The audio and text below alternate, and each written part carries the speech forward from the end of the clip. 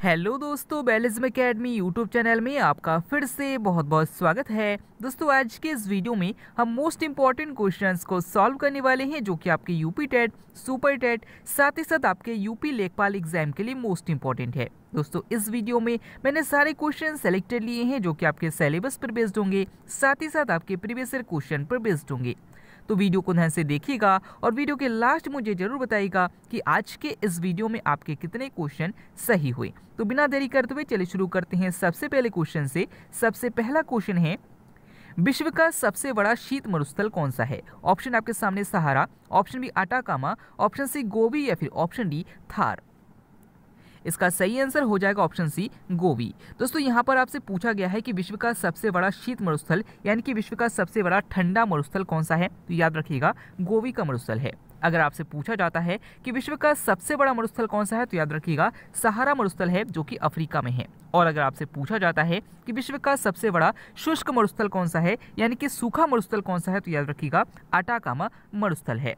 अगला question, P किस प्रकार की भूकंपीय तरंगे है? ऑप्शन आपके सामने अनुदैर्घ्य तरंगे, ऑप्शन बी अनुप्रस्थ तरंगे, ऑप्शन सी दोनों प्रकार की तरंगे या फिर ऑप्शन डी इनमें से कोई नहीं। इसका सही आंसर हो जाएगा ऑप्शन ए अनुदैर्घ्य तरंगे। दोस्तों, याद रखिएगा कि जब भूकंप आता है तो उसमें तीन प्रकार की तरंगे होती हैं। एक होता है पी प्रकार की तरंगे, एक होती है एस प्रकार की तरंगे और एक होती है एल प्रकार की तरंगे। याद रखिएगा कि जो पी प्रकार की तरंगे होती है ये ठोस और द्रव दोनों में चल सकती है, इसीलिए इसे अनुदैर्घ्य तरंगे कहा जाता है। अगला क्वेश्चन, एक एंगस्ट्रॉम मात्रा कितने के बराबर होता है? ऑप्शन आपके सामने 10 की घात -10 मीटर, ऑप्शन बी 10 की घात -8 मीटर, ऑप्शन सी 10 की घात -8 सेंटीमीटर या फिर ऑप्शन डी 10 की घात -10 सेंटीमीटर। इसका सही आंसर हो जाएगा ऑप्शन ए 10 की घात -10 मीटर। दोस्तों, याद रखिएगा कि एक एंगस्ट्रॉम बराबर 10 की घात -10 मीटर होता है। अगर आपसे पूछा जाता है कि 1 नैनोमीटर बराबर कितने मीटर होते हैं, तो याद रखिएगा कि 1 नैनोमीटर बराबर 10 की घात -9 मीटर होता है। अगला क्वेश्चन, क्षारीय विलयन का पीएच मान कितना होता है? ऑप्शन आपके सामने 7, ऑप्शन बी 7 से कम, ऑप्शन सी 7 से अधिक या फिर ऑप्शन डी इनमें से कोई नहीं। इसका सही आंसर हो जाएगा ऑप्शन सी 7 से अधिक। दोस्तों, याद रखिएगा कि अगर किसी विलयन का पीएच मान 7 होता है इसका मतलब है उदासीन होता है। अगर किसी विलयन का पीएच मान 7 से कम होता है तो वह अम्लीय होता है, और अगर किसी विलयन का पीएच मान 7 से अधिक होता है तो वह क्षारीय होता है। यहाँ पर आपसे पूछा गया है कि क्षारीय विलयन का पीएच मान कैसा होता है, तो याद रखिएगा 7 से अधिक होता है। अगला क्वेश्चन, एस्कॉर्बिक एसिड किस विटामिन का नाम है? ऑप्शन आपके सामने vitamin A, option B vitamin B, option C vitamin C या फिर ऑप्शन डी विटामिन डी।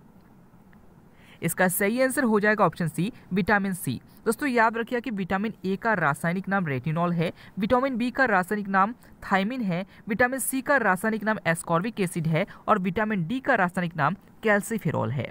अगला क्वेश्चन, इसका सही आंसर हो जाएगा ऑप्शन ए अवतल लेंस। दोस्तों, याद रखिए कि हाइपर मायोपिया मतलब होता है दूरदृष्टि दोष और मायोपिया रोग मतलब होता है निकट दृष्टि दोष। यहाँ पर आपसे पूछा गया है कि मायोपिक आंख यानी कि निकट दृष्टि दोष से पीड़ित व्यक्ति की आंख को किस लेंस के द्वारा ठीक किया जा सकता है। तो आपको पता है कि निकट दृष्टि दोष के व्यक्ति के लिए जो उपयुक्त लेंस होता है वो अवतल लेंस होता है, यानी कि ऑप्शन ए हमारा बिल्कुल सही हो जाएगा। अगला क्वेश्चन, विश्व स्वास्थ्य दिवस कब मनाया जाता है? ऑप्शन आपके सामने है 7 अप्रैल, ऑप्शन बी 15 मार्च, ऑप्शन सी 9 अप्रैल या फिर ऑप्शन डी 10 अप्रैल। इसका सही आंसर हो जाएगा ऑप्शन ए 7 अप्रैल। दोस्तों, याद रखिए कि विश्व स्वास्थ्य दिवस यानी कि वर्ल्ड हेल्थ डे जो मनाया जाता है वो 7 अप्रैल को मनाया जाता है। अगर आपसे पूछा जाता है कि विश्व स्वास्थ्य संगठन का मुख्यालय कहाँ पर है, तो याद रखिएगा जेनेवा स्विट्जरलैंड में है। अगला क्वेश्चन, खैबर दर्रा किन के बीच स्थित है? ऑप्शन आपके सामने है पाकिस्तान और अफगानिस्तान, ऑप्शन बी भारत और बांग्लादेश, ऑप्शन सी भारत और श्रीलंका या फिर ऑप्शन डी भारत और पाकिस्तान। इसका सही आंसर हो जाएगा ऑप्शन ए पाकिस्तान और अफगानिस्तान। दोस्तों, याद रखिएगा कि जो खैबर दर्रा है यह पाकिस्तान और अफगानिस्तान के बीच स्थित है।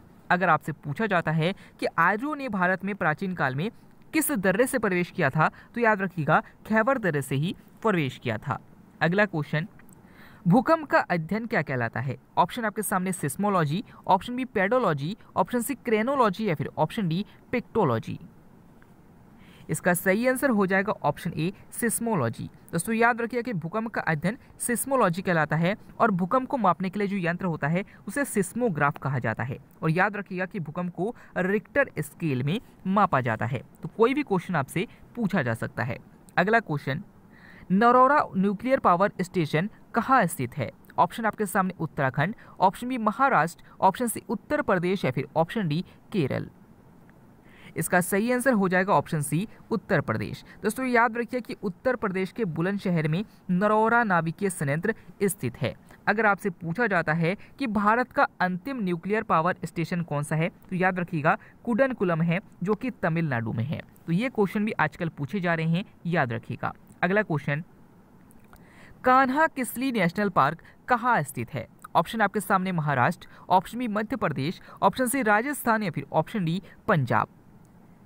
इसका सही आंसर हो जाएगा ऑप्शन बी मध्य प्रदेश। दोस्तों याद रखिए कि कान्हा किसली नेशनल पार्क जो स्थित है ये मध्य प्रदेश में स्थित है। अगर आपसे पूछा जाता है कि वर्तमान में भारत में कितने नेशनल पार्क है, तो याद रखिएगा 52 नेशनल पार्क है। अगला क्वेश्चन, एलिफेंटा जलप्रपात कहाँ स्थित है? ऑप्शन आपके सामने Kerala, option B Meghalaya, option C Manipur या फिर ऑप्शन डी मध्य प्रदेश। इसका सही आंसर हो जाएगा ऑप्शन बी मेघालय। दोस्तों एलिफेंट नाम से आपसे 3 क्वेश्चन पूछे जा सकते हैं। सबसे पहला क्वेश्चन कि एलिफेंट जलप्रपात कहाँ पर है, तो याद रखिएगा मेघालय में है। अगर आपसे पूछा जाता है कि एलिफेंटा दर्रा कहाँ पर है, तो याद रखिएगा श्रीलंका में है। और अगर आपसे पूछा जाता है कि एलिफेंटा द्वीप कहाँ पर है, तो याद रखिएगा कि एलिफेंटा द्वीप जो है वो मुंबई के अपतटीय क्षेत्रों पर स्थित है। अगला क्वेश्चन, कोलार की खान किस लिए प्रसिद्ध है? ऑप्शन आपके सामने कोयला, ऑप्शन बी हीरा, ऑप्शन सी लोहा या फिर ऑप्शन डी सोना। इसका सही आंसर हो जाएगा ऑप्शन डी सोना। दोस्तों याद रखिए कि कोलार की खान जो प्रसिद्ध है वो सोने के लिए प्रसिद्ध है। और अगर आपसे पूछा जाता है कि कोलार सोने की खदान किस राज्य में है, तो याद रखिएगा कर्नाटक में है। अगला क्वेश्चन, संसद भवन का डिजाइन किसने तैयार किया? ऑप्शन आपके सामने हैं sir Herbert Baker, option B Edmund Lutyens, option C Charles Menon या फिर ऑप्शन डी ए और वी दोनों।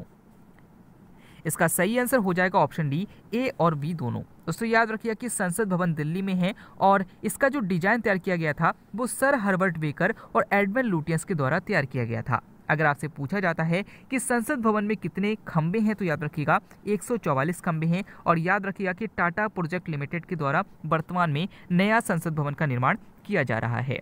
अगला क्वेश्चन, भारतीय संविधान की प्रस्तावना किस देश के संविधान से लिया गया है? ऑप्शन आपके सामने Australia, option B France, option C Canada या फिर ऑप्शन डी यूएसए।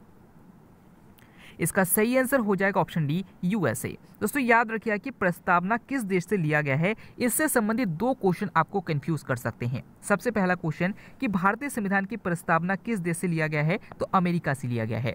और अगर आपसे पूछा जाता है कि भारतीय संविधान की प्रस्तावना की भाषा को किस देश से लिया गया है, तो याद रखिएगा ऑस्ट्रेलिया से लिया गया है। तो दोनों क्वेश्चन अलग अलग है, कंफ्यूजन होता है। अगला क्वेश्चन, बिना ताज का बादशाह किससे कहा जाता है? ऑप्शन आपके सामने हैं चंद्रशेखर आजाद, ऑप्शन बी सुरेंद्र नाथ बनर्जी, ऑप्शन सी बाल गंगाधर तिलक या फिर ऑप्शन डी भगत सिंह। इसका सही आंसर हो जाएगा ऑप्शन बी सुरेंद्र नाथ बनर्जी। दोस्तों याद रखिए कि सुरेंद्र नाथ बनर्जी को बिना ताज का बादशाह कहा जाता है। अगर आपसे पूछा जाता है कि भारतीय सिविल सेवा परीक्षा से बर्खास्त किए जाने वाले पहले व्यक्ति कौन थे, तो याद रखिएगा कि सिविल सेवा से बर्खास्त किए जाने वाले पहले व्यक्ति सुरेंद्र नाथ बनर्जी थे। अगला क्वेश्चन, कोझिकोड बंदरगाह किस राज्य में स्थित है? ऑप्शन आपके सामने Gujarat, option B Andhra Pradesh, option C Kerala या फिर ऑप्शन डी गोवा। इसका सही आंसर हो जाएगा ऑप्शन सी केरल। दोस्तों याद रखिए कि जो कोझिकोड बंदरगाह है ये केरल में है। अगर आपसे पूछा जाता है कि कोच्चि बंदरगाह कहाँ पर स्थित है, तो याद रखिएगा गोवा में स्थित है। अगर आपसे पूछा जाता है कि आंध्र प्रदेश में कौन सा बंदरगाह स्थित है, तो याद रखिएगा विशाखापत्तनम बंदरगाह स्थित है। और अगर आपसे पूछा जाता है कि गुजरात में कौन सा बंदरगाह स्थित है, तो याद रखिएगा कांडला बंदरगाह स्थित है, जिसका नाम अब कर दिया गया है पंडित दीनदयाल उपाध्याय बंदरगाह। अगला क्वेश्चन, गीता रहस्य पुस्तक के रचयिता कौन है? ऑप्शन आपके सामने हैं Jawaharlal Nehru, option B doctor Rajendra Prasad, option C Bal Gangadhar तिलक या फिर ऑप्शन डी महात्मा गांधी। इसका सही आंसर हो जाएगा ऑप्शन सी, बाल गंगाधर तिलक। दोस्तों याद रखिए कि जो गीता रहस्य पुस्तक है ये बाल गंगाधर तिलक की पुस्तक है। अगर आपसे पूछा जाता है कि भारतीय शांति का जनक किसे कहा जाता है तो याद रखिएगा बाल गंगाधर तिलक को कहा जाता है। अगर आपसे पूछा जाता है कि डिस्कवरी ऑफ इंडिया पुस्तक किसकी है तो याद रखिएगा जवाहरलाल नेहरू की पुस्तक है। अगला क्वेश्चन, मर्रे डार्लिंग नदी के किनारे कौन सा देश बसा है? ऑप्शन आपके सामने Australia, option B America, option C रूस या फिर ऑप्शन डी फ्रांस। इसका सही आंसर हो जाएगा ऑप्शन ए, ऑस्ट्रेलिया। दोस्तों याद रखिए कि मर्रे डार्लिंग नदी जो स्थित है ये ऑस्ट्रेलिया में स्थित है। तो ये पूछा जाता है कि मर्रे डार्लिंग नदी कहाँ पर है तो याद रखिएगा ऑस्ट्रेलिया में है। अगला क्वेश्चन, पृथ्वी की आयु किससे ज्ञात की जाती है? ऑप्शन आपके सामने है carbon dating, option B uranium dating, option C जैविक घड़ी या फिर ऑप्शन डी नाइट्रोजन डेटिंग। इसका सही आंसर हो जाएगा ऑप्शन बी, यूरेनियम डेटिंग। दोस्तों याद रखिएगा कि पृथ्वी की आयु यूरेनियम डेटिंग विधि द्वारा ज्ञात की जाती है और चट्टानों की आयु इसे भी यूरेनियम डेटिंग विधि द्वारा ज्ञात की जाती है। और अगर आपसे पूछा जाता है कि जीवाश्मों की आयु किस विधि द्वारा ज्ञात की जाती है तो याद रखिएगा कार्बन डेटिंग विधि द्वारा ज्ञात की जाती है। अगला क्वेश्चन, पृथ्वी एवं सूर्य के बीच न्यूनतम दूरी 3 जनवरी को होती है, इसे क्या कहा जाता है? ऑप्शन आपके सामने अपसौर, ऑप्शन बी उपसौर, ऑप्शन सी सौर दिवस या फिर ऑप्शन डी चंद्रायन। इसका सही आंसर हो जाएगा ऑप्शन बी, उपसौर। दोस्तों याद रखिए कि जब सूर्य और पृथ्वी के बीच की न्यूनतम दूरी होती है तो उसे उपसौर कहा जाता है और जब सूर्य और पृथ्वी की अधिकतम दूरी होती है तो उसे अपसौर कहा जाता है। याद रखिएगा कि उपसौर की घटना 3 जनवरी को होती है और अपसौर की घटना 4 जुलाई को होती है।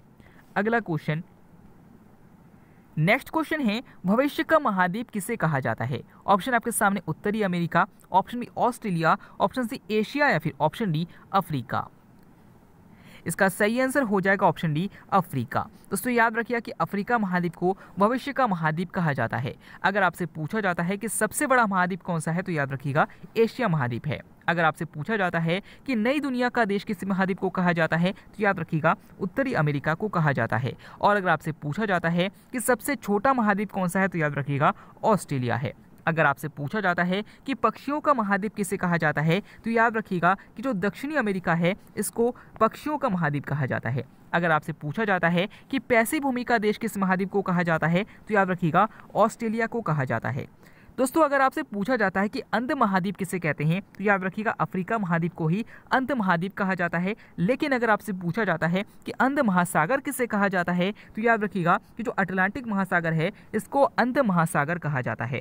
और याद रखिएगा कि हिंद महासागर को अर्ध महासागर कहा जाता है। इन क्वेश्चंस में कंफ्यूजन होता है, नोट कर लीजिएगा। दोस्तों आज का वीडियो आपको कैसा लगा कमेंट बॉक्स में जरूर बताइएगा। हमारी मेहनत आपको कैसे लगी कमेंट बॉक्स में जरूर बताइएगा। मिलते हैं अगले वीडियो में, तब तक के लिए देखते रहिए, सीखते रहिए।